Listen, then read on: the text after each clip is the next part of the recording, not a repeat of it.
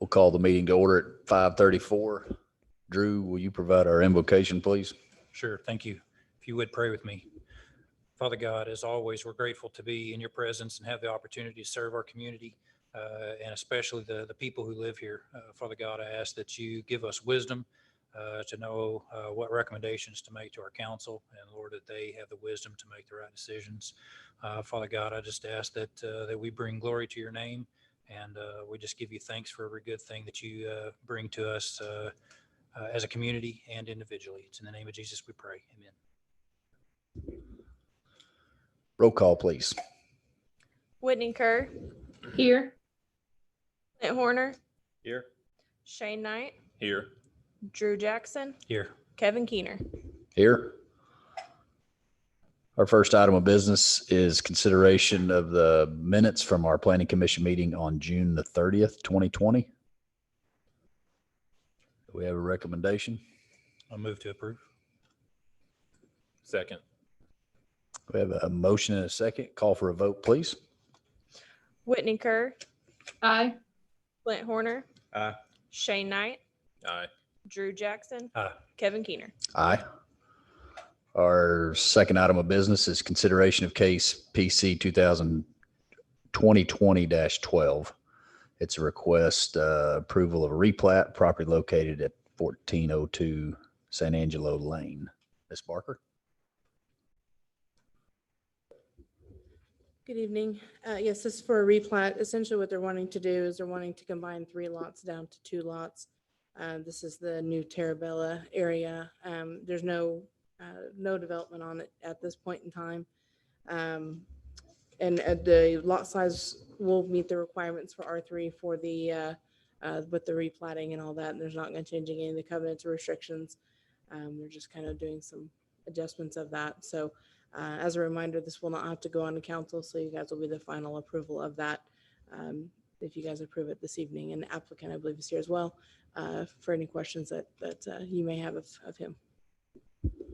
Is this just an easier way, or maybe I don't know that we can, if you can do it another way, but to have, lot 1, block 1 and half of lot 2, or lot 1, block 2, or is it just a city requirement, or just makes it cleaner? The city requires it Okay. to where the replatting process, if they're joining lots or changing certain requirements of that, then it has to go through the replatting process. Does that make sense? Does it have to go through replat since it hasn't been improved or hasn't had any construction done to it? No, it's because they're actually moving some lot lines around of something that's already been platted. Okay. Go ahead. Go on. We did it because when I was reading through If you would come to the mic and state your name since we're recording. Thank you. David Burridge. So when I was reading through, I think there's a whole bunch of houses out there that are built on 2 lots, 1.5 lots, et cetera, et cetera. And we started talking and I said, I kind of think the rules require me to go back through this replatting process in order to be clean. And so I thought, well, we're in the spirit of following the rules. We thought, because I may need to do it on some other ones. And I started thinking about it as a developer. I really kind of wanted to have some notice if people start moving the lot lines around. Yeah. So that's when we kind of talked about it and sort of looked through the lot split application. And when you go into the definition, it talks about sort of a replat. And so that's why we took this process. For me, I'm just learning process. I may just be educated at the same time we're doing this. I just thought there was some other ways, but this seems like the best and cleanest and most appropriate way to do it, but Right. I'm just asking for information.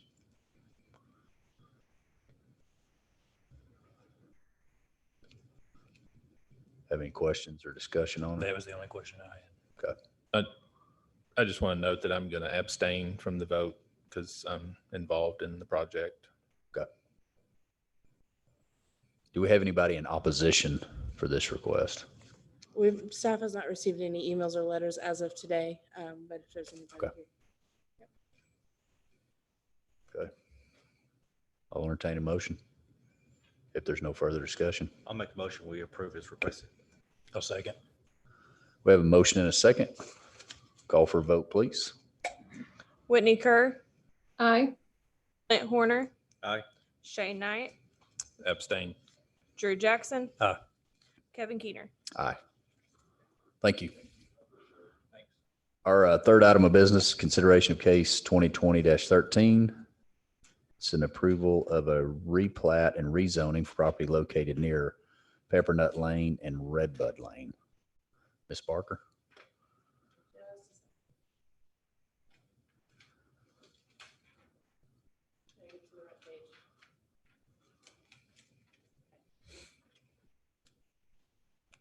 Had to flip to the right page.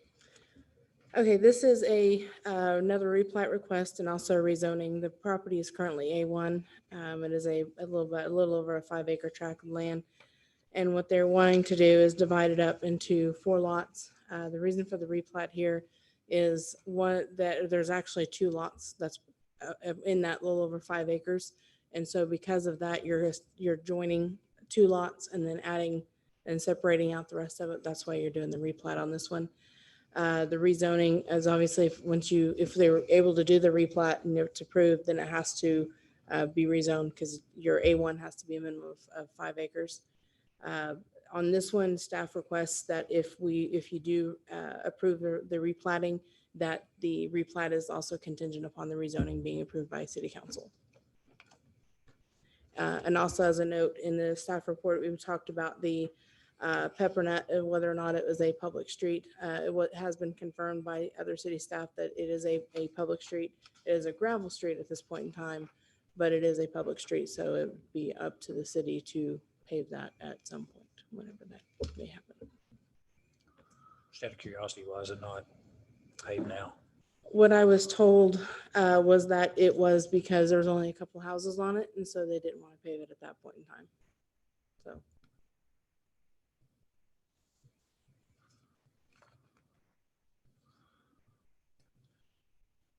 Is there a letter sent out to everyone in that neighborhood? Yes, all letters been sent out and No responses? no, I've not heard anything back from anybody. Is there was there a reason for doing an R3 versus R1 for this particular scenario?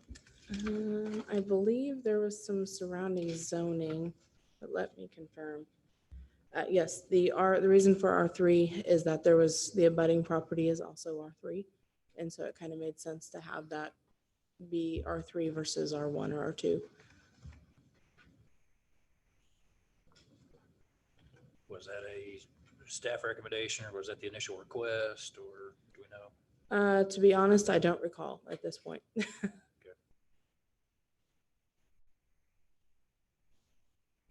What is the intended use? The applicant stated they want to build some homes, single family homes in that area. I'll let the applicants hear that and Okay. he can definitely answer some further questions. Good. But that is what I recall.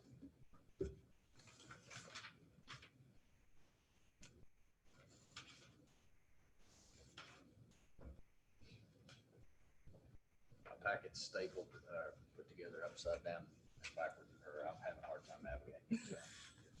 I apologize. There's some extra pages on one of the items and I don't know how they got there. So I apologize for that ahead of time. Yeah, that would, I do have the same question on the intended use to see if we're getting the, Okay. yeah. Yeah, I'll let the applicant. Okay.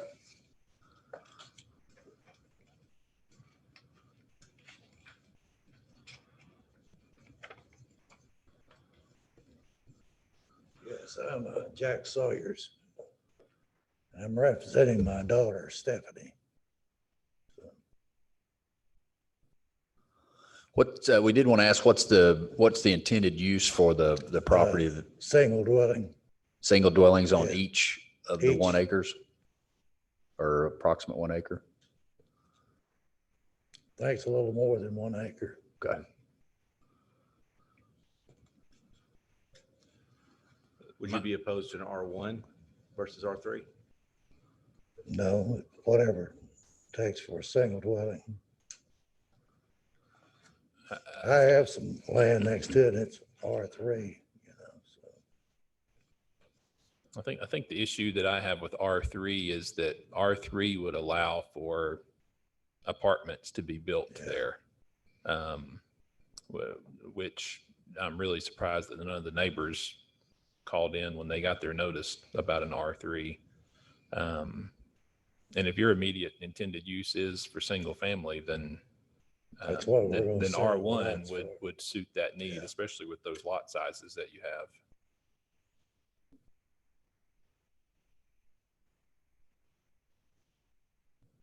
What do you do to go change it back to R3, R1? If we were to make a motion, could we make a motion to move it to R1 and approve it, move forward with that? Or would we have to change the whole I request? believe you could do that. Whitney might have a little bit of a conundrum with it, just because within the surrounding zoning, the nearest R1 is gonna be kind of down the street a little bit. That's the only piece could give some heartburn to some. So- But most of that is still A surrounding Yes. what they're, Yes. yeah. That's correct. So is that planned for high density in that area? It's actually low density. Okay, so R1 would match it better. Yeah. R1 would match the comp plan for sure. Currently anyways. Whitney, this is Drew. As I understand it, we could make a recommendation for a lower density. Yeah, we can. I mean, as long as it's lower and not higher, we can change we can change that in the motion.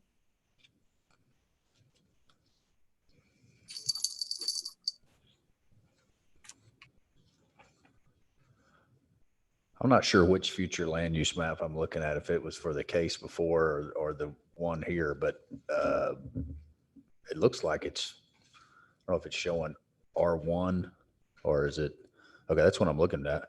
So it's showing even low density. Is that, those colors are, so I mean, it's showing it in the future land use as R1. For low density, yes. Yeah, okay. I'm sorry, I just want to clarify, you would be okay with all one. Okay. I'll make a motion to change that to R1 and approve as requested. And that is also including the replat, then having the replat contingent upon being accepted by council. As far as 4 lots? Yes. Yes. Do we need that restated, Whitney? No, not as long as the intent behind the motion is clear. I think part of the motion you said, as requested, you mean R1. Just R1, everything the same other than R1. R1 instead of R3, everything else. Yes. Are we good with that? We got a second from Mr. Jackson. Are we, Whitney, you think we're good with that to move forward? I think so. Yeah. I mean, I think all 5 of us know what Clint has proposed, so I think we're good. Okay, we have a motion and a second. Call for a vote, please. Whitney Kerr, Aye. Clint Horner. Aye. Shane Knight, Aye. Drew Jackson, Aye. Kevin Keener. Aye. Thank you, sir. Our fourth item is consideration of case PC 2020-14. It's a request for rezoning a property located at 227 South First Avenue. Ms. Barker?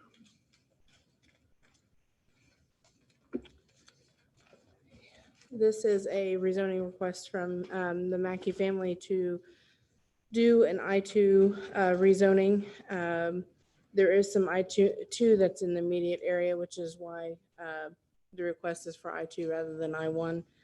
There isn't any I-1 in the general area that would be close enough that it wouldn't be a spot zoning type situation. The intended use is for a warehouse to store, which again is why they initially came in requesting commercial, but the requested use is for a warehouse to store the appliances and furniture. And warehouse is only allowed in the industrial area or industrial category. So that's why we went to industrial. The ordinances do point out certain design district standards, talking about the not having emission of or creating noise, vibration, smoke, dust, et cetera, involving It does talk about no products which can be decomposed or decomposed by detonation shall be permitted, which is only gonna be storage of furniture and appliances, so that doesn't really apply here. And it does not specifically call out for R3 being abutting as far as the screening requirements. It only talks about R1 and R2 within the ordinances, not R3. So if you have any questions, I'm happy to answer them, and the applicant's also here as well. I do want to, I think you mentioned it, but clarify the reason for the request to be I-2 and versus I-1 is I-1 would be considered a spot zone. Yes. Okay. There isn't any I-1 in that immediate area. It's what, a good 2-3 blocks away. Okay.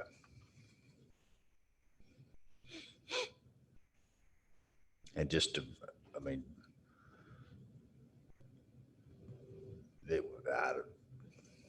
my own personal opinion, it would be hard to do something very offensive on a 14,000 square foot lot. Correct. And there's the requirements of setbacks and all that that he'll Right. have to meet as well. Well, there's actually not. There are. Very few. I guess it's 1 foot per, let's look here and see. 1 foot height for, then a 50, oh, he's on the exteriors on the corner, so you got a 15, so, Mhm. okay. And then your They're front's 30. minimal setbacks, okay. Yep. Can you remind me of the parking requirements? I'm sure there are, but I did not. That's the one thing I didn't look at. Let me see if there's any. We'll talk about minimum. Well, let me look up warehouse here real quick while I'm here. It talks about parking spaces required, 1 per 4,000 square feet, plus 1 berth per 25,000 square feet. So you have to have 2 parking places, Yeah, approximately. basically, if your building's 8,000. Hey, Danielle, is that a house or a business that's right next to it on the same block? It is a business. All the surrounding uses is either commercial or industrial type uses. It looked like some sort of garage or something like that. That's there now on that north side. It looked like an existing, like kind of a paint and body shop type. Yeah, Property. some sort of, yeah. Okay.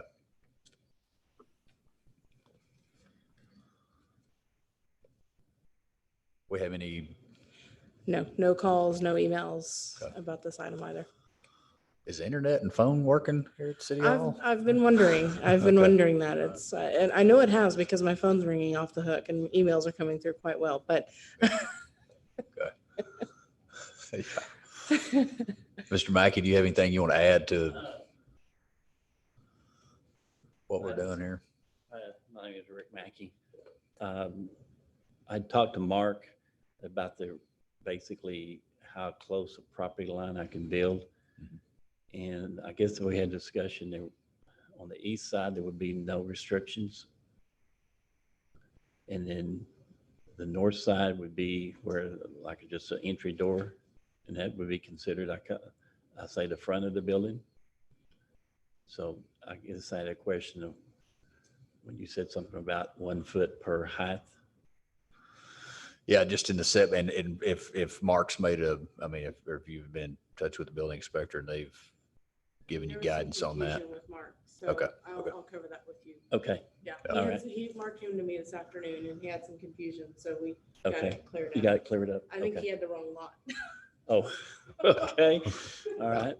Yeah, I was just that was thinking just- that I don't think the north side is going to be your entry, but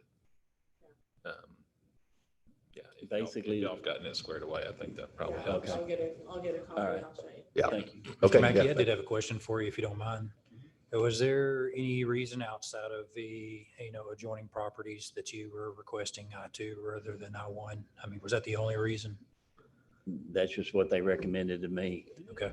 As long as I can put a metal building there for warehouse, I don't really care. Yeah, all I right. mean, I know they're building a large warehouse south of me. I don't know what that was zoned. That's I-1. I-1. Okay.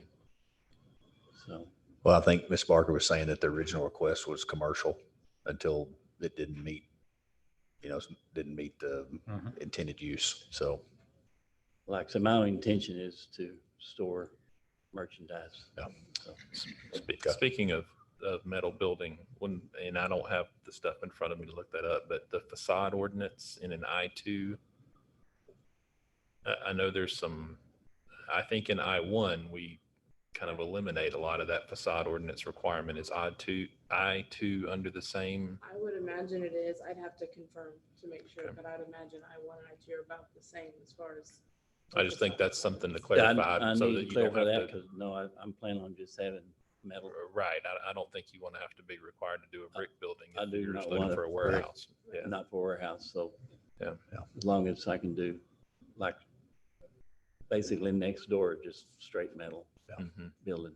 That's what my intention to be, so I don't want to put up, like you said, a brick or any type of veneer around it. So no, so if we need to change that anyway. I'm not aware of a facade ordinance for I2, but I that think doesn't when mean you anything. get into the eyes, I think our facade ordinance doesn't apply.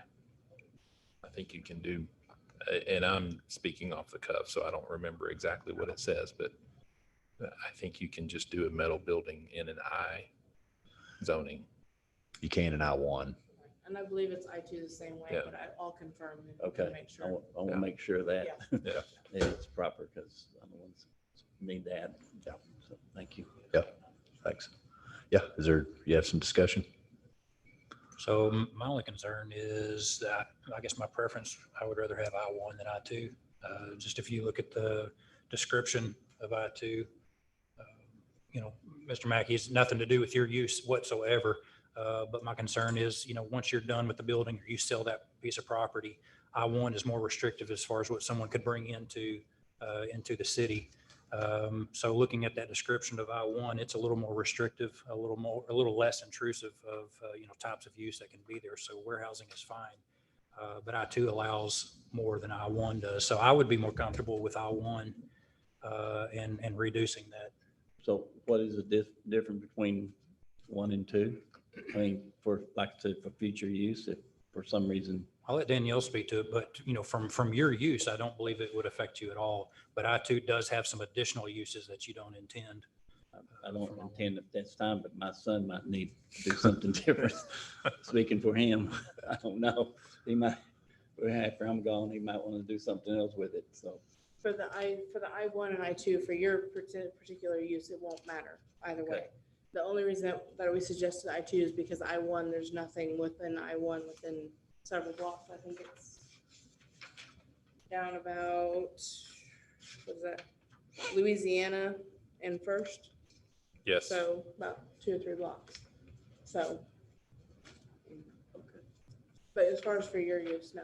Do you have with you the list so that you could show Mr. Mackey the differences in I1 and I2? So there's still a lot of uses that I think you guys could benefit from that's in I1. Kind of a general description, and then the next pages kind of go through the uses. Whitney, would you speak to what you think about spot zoning? Would you consider that spot zoning, or what are your thoughts on that?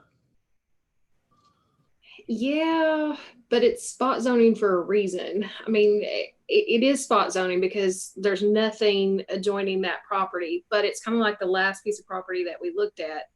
Technically, we could make it the same. I mean, to prevent the spot zoning, we would give it the higher level, but the neighbors, everybody around there, this is not, the higher level is not the preference. It doesn't really meet the use that they're wanting. So in order to prevent the spot zoning, we're actually letting in the bigger potential damage somewhere down the line. So it's not really spot zoning because it is, but it isn't. It's spot zoning, but there is a good reason for doing it and for varying under the zone instead of over or anything else. So it is spot zoning, but it's spot zoning with a purpose, which it kind of defeats the spot zoning from a legal perspective. Okay. Yeah. Thank you for that.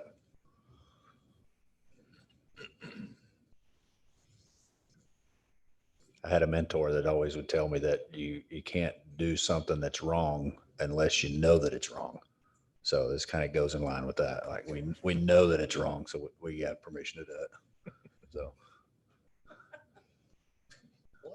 I think I know good reason. Can we scratch that? I think I know what you said.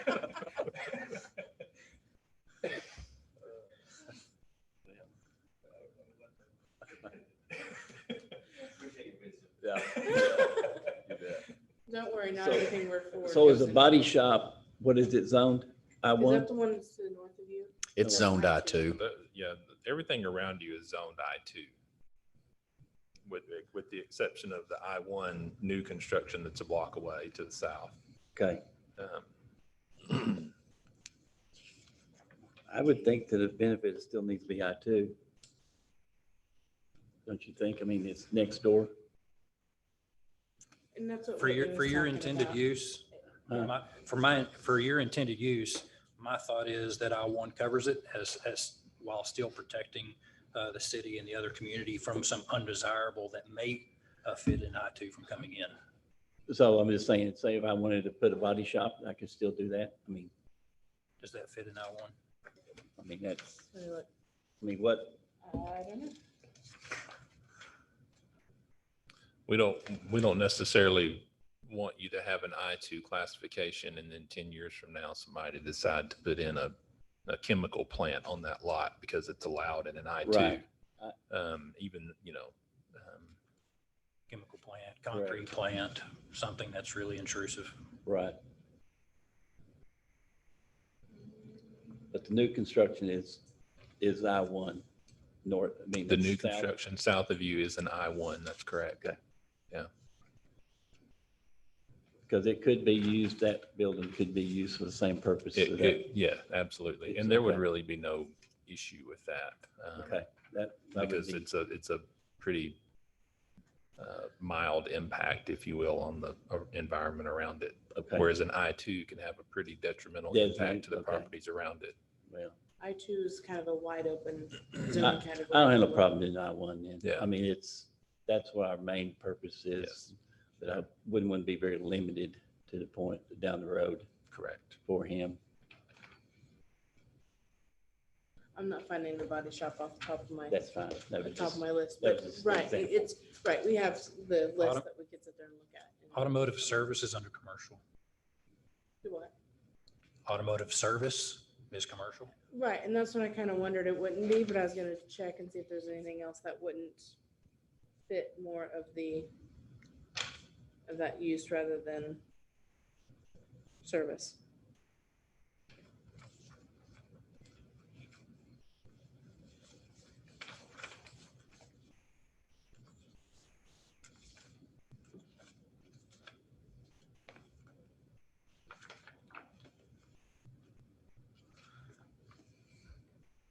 I think I agree on the I-1, it warehouse storage. I mean, it fits the need. And any other discussion? That'd be fine with me. Yeah. Okay, thank you. Thank you.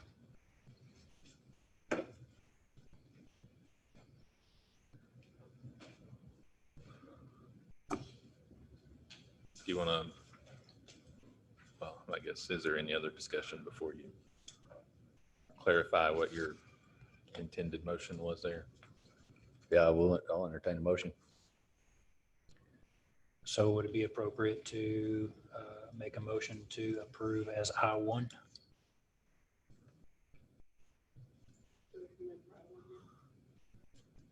Then I will make that motion.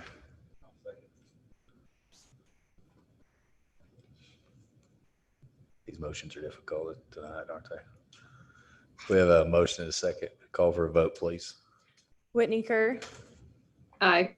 Clint Horner, Aye. Shane Knight, Aye. Drew Jackson, Aye. Kevin Keener. Aye. Thank you, Mr. Mackey. Do we have any new business? I've got a question about new business when you're done with your new business. Well, my new business may answer your question Okay. potentially. Just to announce that we have a new, we have a new planning commission and board of adjustment secretary.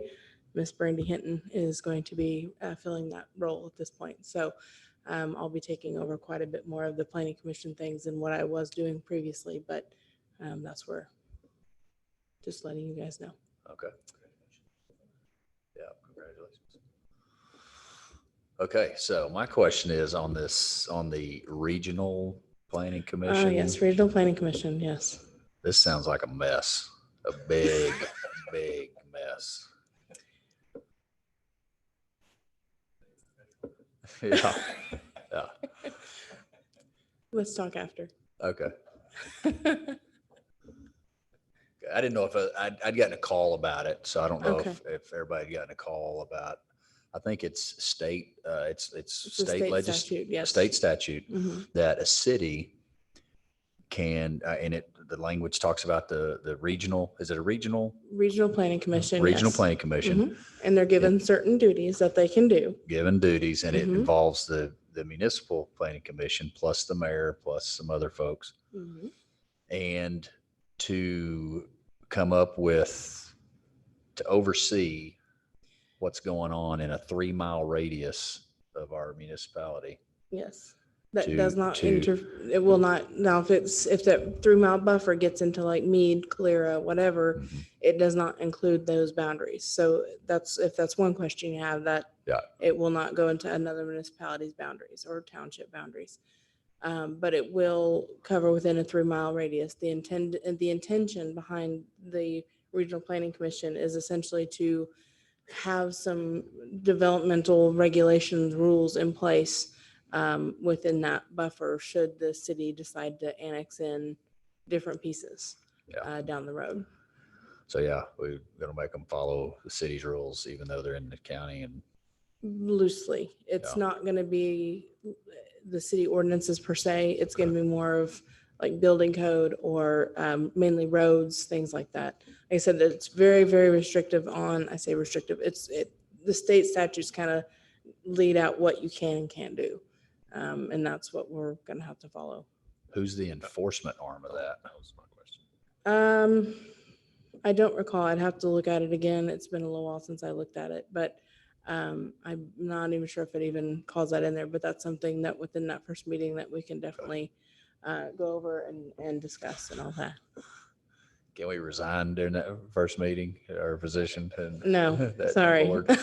Holy moly. No, you probably could. If It's you a aren't there, voluntary. you get voted as the, Yeah, Board yeah, I'll member. definitely be there. You get voted as the chair or something. Absolutely. All right, any announcements or, I have one other question. Okay. That may or not, that doesn't have to do with that, total new subject, but, last month, we had mentioned after the meeting about a potential sign ordinance review. Yes. Is that something that is, It's still being worked on. During that time, we found some more issues within that sign ordinance. So I passed it back to the building official and building inspector and had them go through that and see what else they could find before we brought it before you guys. There were still a few issues that needs to be looked at by staff before we bring it back. because I actually got a phone call this past month about a particular new sign that I seems a bet bit I know which sign it overbearing. is. Yeah, I'm sure you do. But I was curious if that was part of what was coming down the pipe. Believe it or not, that's the other issue that we found. how did has council already voted on the stuff out on the bypass? For yes, for the third and bypass, they did should have announced that they did go ahead and deny the zoning on that. Okay. So Okay.